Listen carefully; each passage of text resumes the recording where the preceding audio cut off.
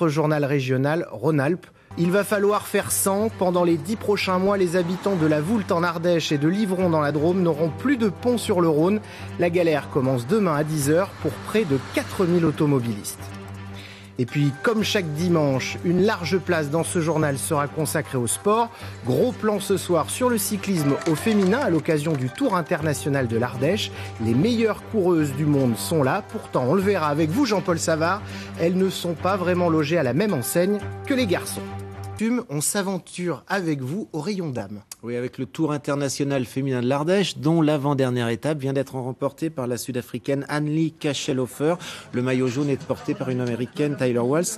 Là, vous voyez Grita Ricciu, elle est licenciée au club de Tintournon. Elle a été championne d'Europe junior. Elle découvre le haut niveau au sein du groupe professionnel français du Futuroscope. Elle le fait dans un groupe aux côtés de la lyonnaise Amélie Riva, qui elle est licenciée à Vaux-en-Velin et qui occupe actuellement la 16e place au classement général. Il y a également deux Stéphanoises qui courent toutes les deux dans cette course. C'est pour l'équipe de division nationale de Poitou-Charentes. Alors là, c'est Marjolaine Bazin. Et puis eh bien, il y a Astrid Chazal qui dispute ici sa première course au plus haut niveau. Astrid était en 2011 la capitaine des footballeuses de l'AS Saint-Étienne qui ont remporté la Coupe de France. Elle a découvert le vélo en rééducation après une triple opération des ligaments croisés du genou. Alors, j'ai une question totalement de néophyte, cher Jean-Paul. Est-ce que les filles qui pratiquent le cyclisme sont aussi bien considérées que les garçons ? Alors pas vraiment, non, évidemment. La parité dans le vélo, ça n'existe pas encore, comme dans le sport en général. Le nouveau titre mondial obtenu par Pauline Ferrand-Prévot fera peut-être évoluer les mentalités en France. Mais pour l'instant, bien, les femmes pédalent dans l'indifférence des médias et la plupart du temps bénévolement lorsqu'elles n'en sont pas de leur poche. Et vous allez voir qu'avec elles, à leur côté, les organisateurs du Tour de l'Ardèche se battent un petit peu contre des moulins pour elles.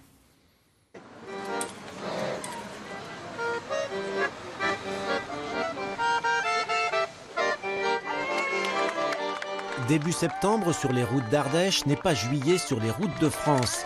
Il y a moins de monde, mais pas forcément moins de soleil, et il y règne encore comme un parfum d'été.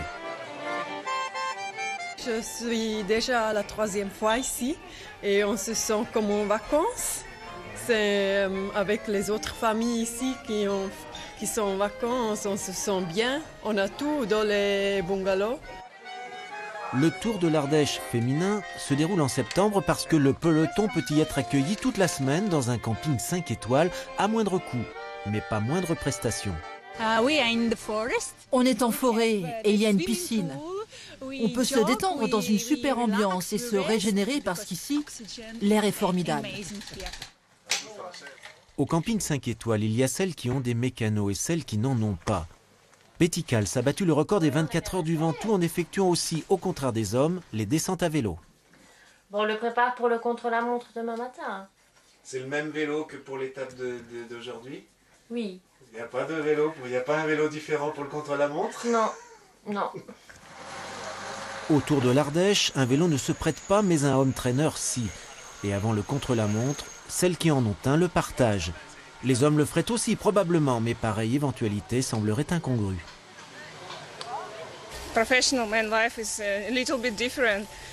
La vie du cyclisme professionnel masculin est un peu différente de la nôtre. Mais j'aime notre vie, nos courses, tout ce qu'on fait.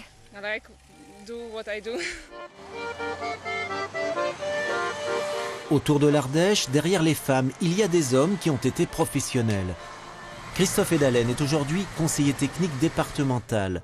Il a été détaché pour encadrer une équipe mixte de cyclistes internationales qui, sans l'aide de l'organisateur, n'aurait pas pu courir ici.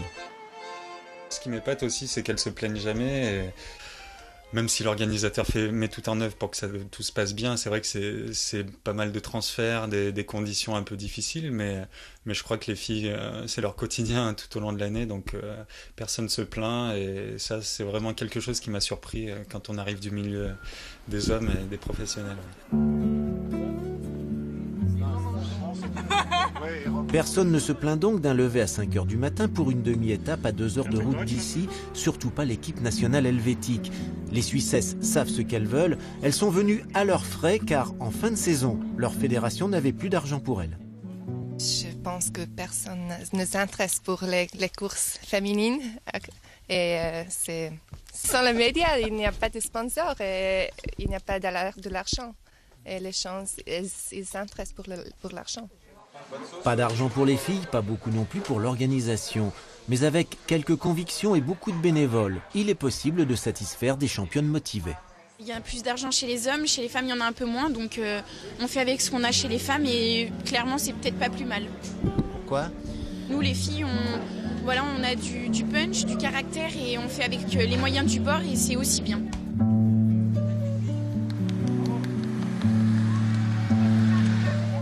La plupart des concurrentes du Tour international de l'Ardèche sont professionnelles, du moins considérées comme telles, et parmi les meilleures du monde. Mais aucune ne gagne sa vie grâce au vélo. Voilà, si vous traînez dans le sud Ardèche, vous pouvez aller les voir. La dernière étape s'achève devant la caverne du Pont d'Arc. Voilà.